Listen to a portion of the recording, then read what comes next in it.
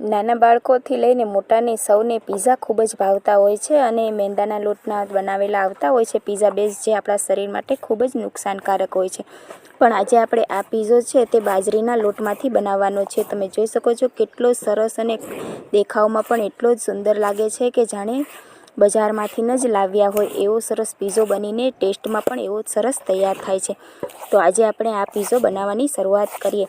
તો આપણે સૌથી પ્રથમ તો પીઝાની ઉપર જે શેઝવાન ચટણી લગાડવાની હોય છે તે પણ આપણે ઘરે જ બનાવવાની છે, અને એ પણ આપણા ઘરે રહેલી વસ્તુઓમાંથી જ, એટલે કે ટમેટાં, ડુંગળી, લસણ, લીલા મરચાં, આ બધું આપણે પીસીને સરસ એવું મિક્સર ફેરવીને એને આપણે તેલમાં સાતળી લેવાનું છે અને મીઠું, મરચું, મસાલો એ બધું નાખી દેવાનું છે.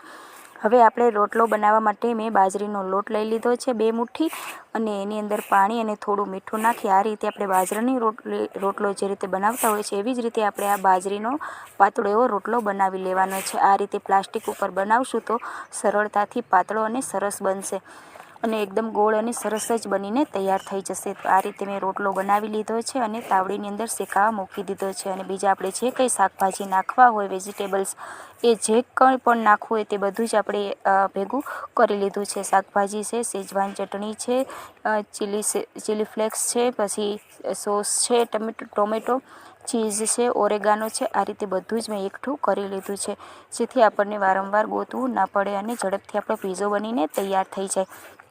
આ રીતે મેં બધું જ લઈ લીધેલું છે. હવે આપણે જે રોટલો આપણો બનીને તૈયાર થઈ ગયો છે તેની ઉપર જે આપણે પડ હોય છે એ ઉપરના પડને આપણે કાઢી લેવાનું છે.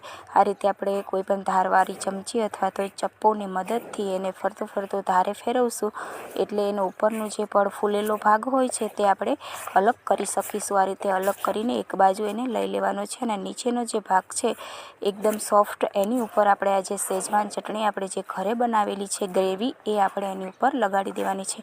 જેટલા પ્રમાણમાં આપણને ફાવતી હોય તીખાસમાં એ રીતે આપણે લગાડી શકીએ. નાના બાળકો માટે હોય તો આપણે ઓછા પ્રમાણમાં લગાડીશું, અને મોટાને ખાવો હોય પીઝો તો આપણે આ રીતે સરસ જ ખૂબ ઘાટી ગ્રેવી લગાડી દઈશું. અને પછી એના ઉપર મેં ચીઝ સ્પાર્કલ કરી દીધેલું છે, અને પછી જે કંઈ આપણે શાકભાજી નાખવા હોય તે બધા જ શાકભાજી આપણે નાખી શકીએ છીએ. મેં અહીંયા કેપ્સિકમ, મરચાં, ટમેટાં અને સૂકી ડુંગળીનો ઉપયોગ કરેલો છે. આ રીતે મેં એને સરસ રીતે ડિઝાઇનમાં ગોઠવી લીધેલા છે, જેથી પીઝો જોતાની સાથે જ આપણને ખાવાની પણ ખૂબ મજા આવશે.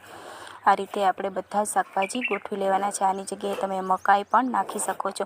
અને પાછું ફરીથી આપણે ખૂબ જ સારા પ્રમાણમાં ચીઝ પણ નાખ્યું છે, ઓરેગાનો નાખ્યો છે, અને આ રીતે જે કંઈ આપણે મસાલા ઉપર એડ કરવા હોય તે કરી શકીએ છીએ. અને ગાર્નિશિંગ માટે મેં આ રીતે ટામેટાનું ફૂલ બનાવેલું છે.